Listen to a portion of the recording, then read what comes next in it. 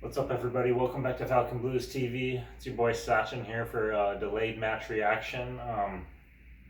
We're staying up again, I guess. 2 years on the spin, giving every blue over 60 a heart attack or a stroke. Almost gave me a stroke under 30. But we're back. Everton 1, Bournemouth 0. We get to see our final season at Goodison in the top flight. And yeah, let's get right into it per usual. So lineup, Cody comes in. Garner slots in at right back, and then it's like a 3-5-1 more or less. I thought it was gonna be maybe a 3-4-1-1 with Doucouré as the number 10 and Dimi up top, but kind of more of a 3-5-1, which I'm fine with. We have no options on the bench, and the options we do have are shite. So what can you do? Everton that. Go in to the match.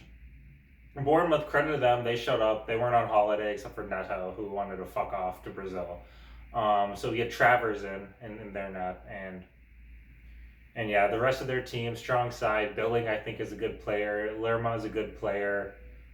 David Brooks, credit to him, came back from lymphoma, and now he's balling. So I can't hate on that. But other than that, average footballers from Bournemouth, but they played well.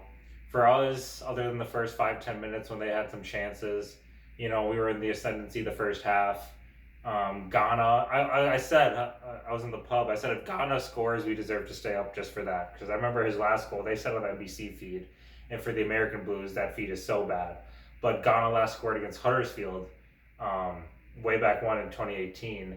And I was like, if he scores, and he could have had a banger too, then we deserve to stay up for that. But no, Travers makes a good save.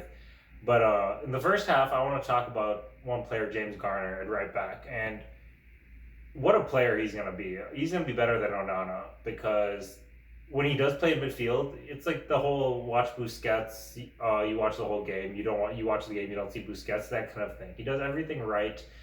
He made one mistake today when he kind of missed the ball but got bailed out. That was in the second half.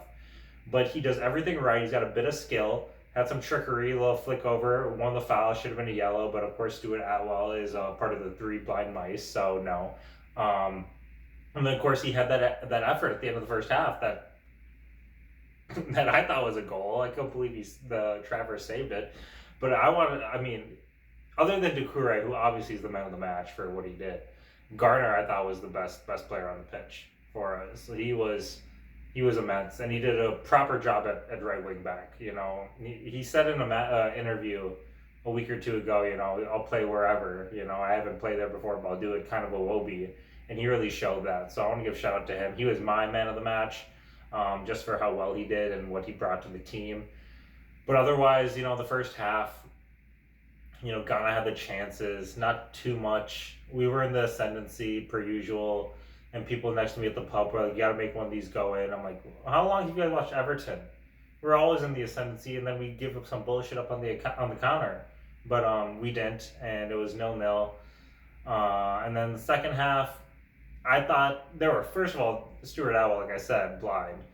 There were a couple of penos that should have been given. One on Damari, one on Dwight, the one on Cody where he got two-handed, and then Dimi misses the chance. But, that's a penalty. You can't put two hands anywhere else on the pitch. That's a classic saying. That's a foul. Two hands on, and then the whole reason Demi has that chance is because that center back, I don't even know who he is, but he's so irrelevant, two hands him, and then hits the ball on the head like he's in USL in the second division here. And then Demi, we won't talk about Demi, but that's what happened, and that should have been a penalty, but it's not. And then we keep going, and credit, Doucouré. I didn't see that coming, but that's a strike. That's a hell of a strike. Worthy of Barry Horn back in, was that 98 or 94? I think 94, but either way, what a strike. Hell of a strike. Travers just watches it because he's shite. Doesn't even dive because he's shite. And we go 1-0 up, and then it's nerves. And maybe we can nick one on the counter, but either way, it doesn't matter. We don't concede. Credit to Jordan in the second half, not in the second half, in the stoppage time, for making that save. And I watched his post-match interview, and he was like, I probably could have caught it. And it's like, dude, you made the right decision. Good save. rebound out of the box, you go again. You know, don't try to catch it and have it slip under your arm and into the net. You know, so you made the right decision. And then they asked him a stupid fucking question on NBC about him getting, you know, his antics and him getting riled up. And I'm just like, what, you can't show a bit of emotion just because he's the keeper? He's supposed to be stoic, the philosopher? Let him, and he's like, oh, it's a distraction of the back four.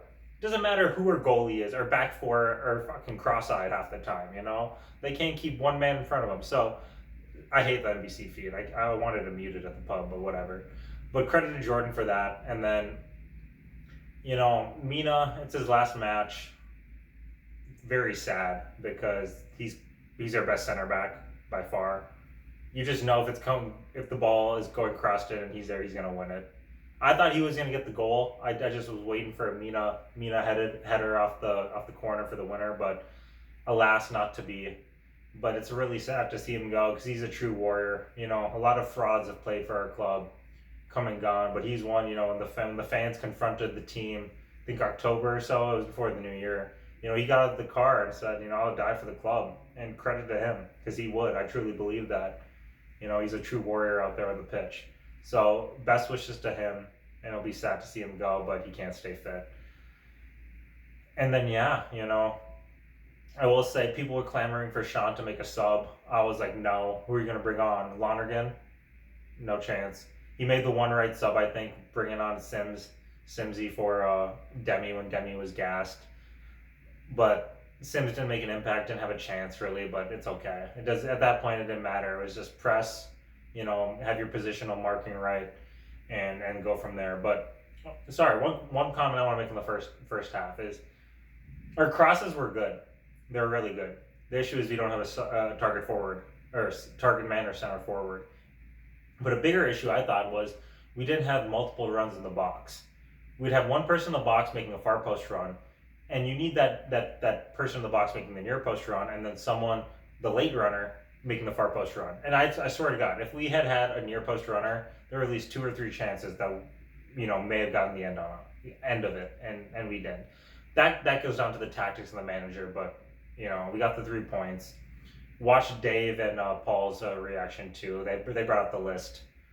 I can't disagree with anyone they put on the book, but you should do that. But anyways, up the fucking toffees, Colin Chong.